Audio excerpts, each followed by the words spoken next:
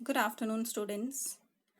Welcome you again to the part second of our first poem of book Hornbill, a photograph by Shirley Toulson. Students, yesterday we have read the poem Photograph. I hope that the poem is clear to all of you. Today we will discuss the theme of the poem, poetic devices used in the poem, and question answers. So, question answers we will discuss in two parts. Firstly, we will discuss the question answers from the textbook, and secondly we will discuss few extra questions. So students, for your reference, I am discussing with you the question answers of first chapter, The Portrait of a Lady, and the first poem, A Photograph. But after that, you have to answer your questions by yourself. Please try to answer it by yourself, not by consulting any refresher. So, how to answer the questions I'm discussing with you, and after that, if you will find any difficulty in answering the questions, please ask me anytime, but try to answer the questions by yourself. So let's get started. Firstly, let's have a quick view of the poem Photograph. What was the poem about? So, in the poem Photograph, the poet Shirley Toulson looks at the photograph of her mother, which was taken when her mother was 12 years old. She had gone for a sea holiday with her cousins Betty and Dolly, and while they were paddling, her uncle took a photograph of them. Each of the cousins was holding the hands of the poet's mother, who was the eldest among them and in the middle of the two cousins. All the three of them stood smiling through their hair while the photo was taken. Her mother had a sweet face. All these happened before the poet was born. Years fled past since then. Her mother grew up into an adult. They all underwent changes while the sea stood still. Here, the poet has drawn the comparison between the natural things and the human life. That human life is transitory, but the natural things like sea remains forever. After 20 or 30 years, the poet's mother would look at the photograph, laughing nostalgically, remembering the old happy past moments and remembering the past. She would appreciate the dress worn by her cousins Patty and Dolly. The sea holiday belonged to the past of the mother, and the mother's laughter was the past of the poet. So, for the poet, both these bring great sadness and an acute sense of loss. Her mother died 12 years ago, and now the poet has nothing to say about this circumstance of the photograph. Here, the circumstance refers to the death of the mother. So, this is the poem all about. So, what is the theme of the poem? Our days captured in still pictures have the power to once again evoke smiles and tears of the past. Photograph always captures our moments. A search for the lost happiness in photograph is uplifting and saddening, both at the same time. Who would not want to relive the days when the friends and the family were together and days passed by without a worry? But after the momentary happiness, the present only pinches more as the void after their departure makes itself felt harder. The poet here presents a poignant scene of the rush of memories felt when she looks at her mother's smiling picture from before she was born. The smile was heartening, but poles apart from her morose expression later in life. If not in reality, the poet got the warm comfort of a smile through the photograph. Through this poem, we realize the essential worth of a picture and how memories of the past prove a fuel for future life. So, this is the theme of the poem. So, let's go on to the poetic devices. What are the poetic devices used in the poem? So, students, I hope that you all have read the poetic devices in class 10th. So, every poem contains the poetic devices. So, in this poem, five main poetic devices have been used. First poetic device used in the poem Photograph is allusion. Allusion means reference to something. So here in this poem, cardboard is used to refer to the photograph. So cardboard also symbolizes the impermanence of human life. So here allusion is used, and the allusion example of allusion in this poem is cardboard. Second is alliteration. Alliteration, as you, I hope that you all know, alliteration is the repetition of consonant sounds. So here in this poem, few examples of alliteration are stood still to smile. Here the S sound is repeated again and again. Terribly transient, T sound is repeated. Silence, silences, S is repeated.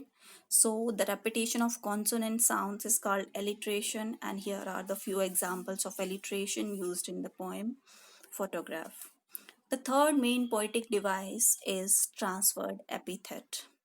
So students, when we transfer the meaning of the actual noun to some other noun, that means if we use other noun instead of the actual noun, that is called as transferred epithet. That means we are using an epithet to transfer the meaning of the actual noun.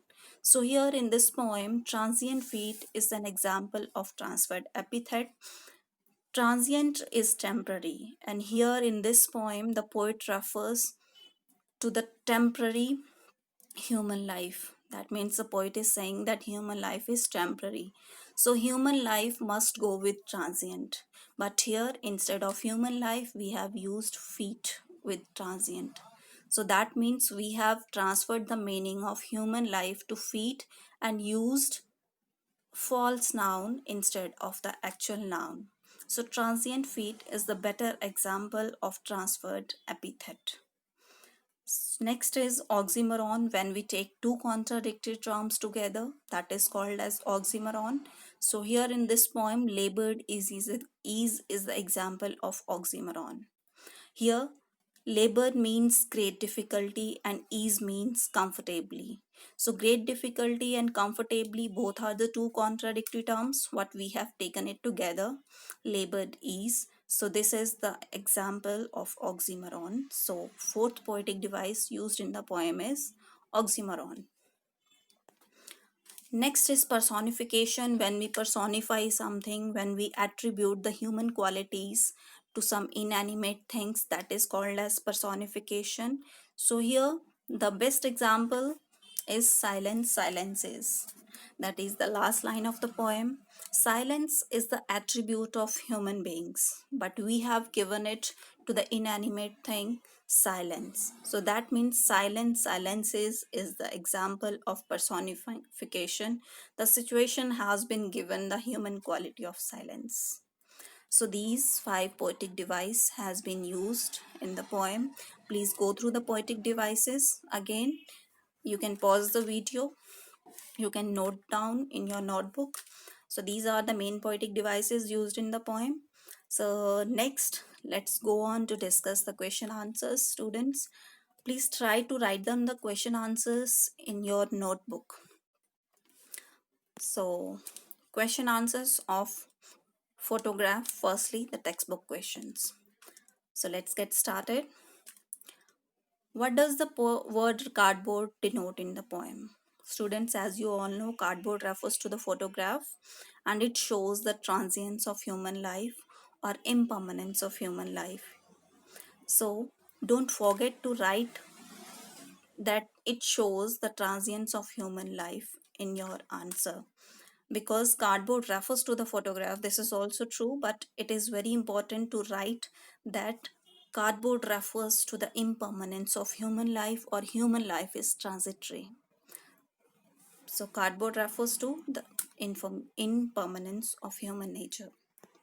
Second is, what has the camera captured? Of course, you all know the camera has captured the three girls, the poet's mother along with her two cousins Betty and Dolly. They were in their swimming dresses with the poet's mother in the middle and the two cousins on either side holding her hands and walking with feet in sea water. Next question, what has not changed over the years? As I told you earlier also, that the sea has not changed at all, but the human life reminds us of the changes in human face with advancing age. So the sea has not changed over the years, but the changelessness of sea reminds us of the changes in human life or human face with advancing age. Next question is the what does the laugh of the poet's mother indicate? The laugh of the mother indicated her joy at remembering an incident connected with her past life while she was quite young and free from the tensions and worries of life. Next is what is the meaning of the line both try with the labor deeds of loss? The sea holiday and the laughter of the poet's mother are incidents of the past. There is a sense of loss associated with them. Both are amusing yet disappointing, as the state of feeling comfortable or relaxed is natural or forced one. This sense of loss is quite painful to bear, so both of them try to cope up with their losses.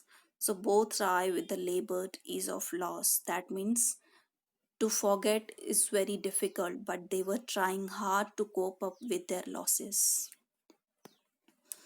Question number 6. What does this circumstance refers to? Of course, the circumstance refers to the poet's mother's death. So, in the last line of the poem, the circumstance has been used which refers to the death of the poet's mother. So, these are the textbook questions. And the last textbook question is what are the three stanzas depict? So, of course, first stanza depicts the childhood of the poet's mother when she was 12 years old. Second stanza depicts the middle age of her mother, the period during the childhood of the poet. And the third stanza depicts period after the death of the poet's mother. So, these are the textbook questions. Let's go on to discuss few extra questions, few important questions. So what does the cardboard refers to in the poem? So we have discussed it earlier that it refers to the impermanence of human life. Second is the sea holiday was her past, mine is her laughter, both try with the labored ease of loss. That means they were comparing the past of the mother and the poet, and she is saying that the sea holiday was the past of my mother and the mother laughter of the mother which she used to laugh by looking at the old photograph, that is my past. So they were comparing the past of the mother and the poet, and both Rai with the labor days of loss means both of them have a pain of loss.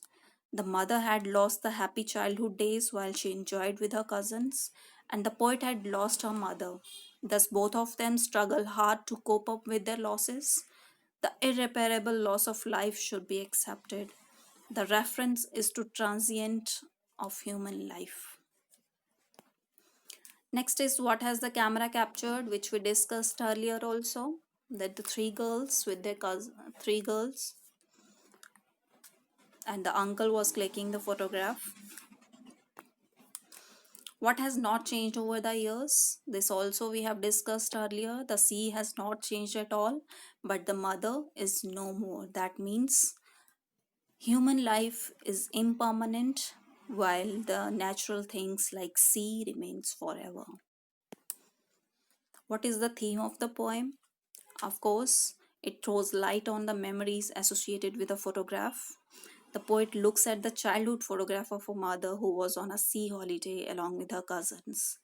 She also recalls how her mother laughed at the way they were dressed for the beach.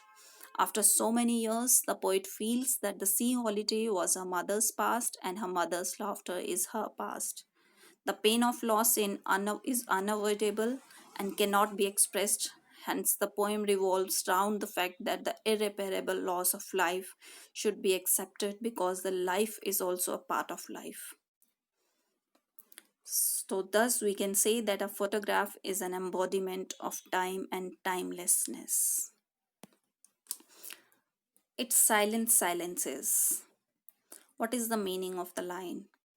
The poet feels the loss of a mother deeply, and it brings an environment of silence. There were no words for the poet to say anything about the death of the mother. The poet realizes that death is the truth and the silence of death silences everyone around the poet. The figure of speech used in the above line is alliteration. Next question: what impression do you form of the poet and her mother after reading the poem Photograph? The poet and her mother shared a very loving relationship. The poet says that her mother had a sweet face on the photograph. She even remembers the laughter of her mother while looking at the photograph. She had written this poem because of the painful loss of her mother. The death of her mother makes her realize the transience of human life. The poet's mother was a happy woman. In her childhood days, she enjoyed to be with her cousins. Though she is disappointed that she had lost her childhood innocence and joyful spirit, she too accepts the loss. Each photograph is a memory, justify this statement. So, students, of course, each photograph is a memory. So we all have the old photographs, and we always, whenever we used to look at that old photographs, we always reminds our happy past moments. So of course each photograph is a memory. So a photograph is nostalgic, and it always preserves the sweet memories of the past, and even brings a smile to our face. And the photograph gets an unexpected importance when the person in the photograph is no more. That always brings the silence and sadness. Toulson's poem A Photograph captures one such moment when the poet's mother went for a sea holiday with her cousins. And after 20 to 30 years, the mother laughs at the photograph and laughing at the dress up of Betty and Dolly, the cousins of mother. This laughter shows about the fun and joy that she experienced during the sea holidays in the past in her childhood moments. Now, after so many years, this same photograph of her mother brings back the memory of her mother who is no more. Hence, each photograph is a memory, no doubt. So, this is all about the question answers of the poem. Few questions are being repeated in the extra questions. So, students, you can skip that and note down the few important questions. For example, this question can come in a long answer type questions. Each photograph is a memory. This is very important question. So extra question contains some long answer type questions. Please write it down. Please take it as important. So this is all about the poem Photograph. This is about all about the theme of the poem, poetic devices and question answers.